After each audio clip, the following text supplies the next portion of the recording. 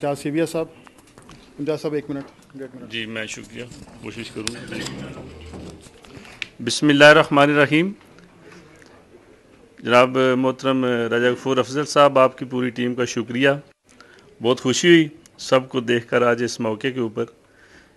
एक मैसेज आपकी नज़र करना चाहता हूँ। वैसे वो दिल का एक कह लें कि आवाज़ होगी दिल की, कि यूनिटी, फेथ एंड डिसिप्लिन के ऊपर हम अक्सर गुफ्तगू सुनते हैं, लेकिन शायद पूरी कौम ना पाकिस्तान के अंदर ना पाकिस्तान से बाहर इसको समझ सके हैं कि इसकी रूह क्या है।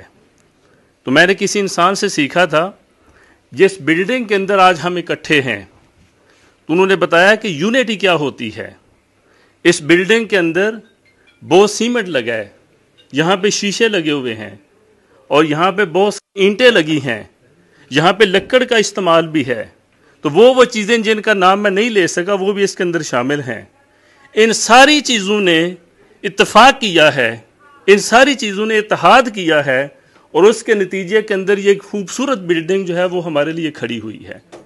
तो हम जो अल्लामा इकबाल रहमतुल्लाह अलैह और उनके साथ काज़ी आज़म रहमतुल्लाह अलैह जिनको खराज तहसीन पेश करने के लिए आए हैं यहाँ पे, मैं समझता हूँ कि यूनिटी का मतलब अगर हम समझ लें, पाकिस्तान के अंदर भी मुल्क बदल सकता है और हम बाहर रह के बहुत बड़ा रोल प्ले कर सकते हैं।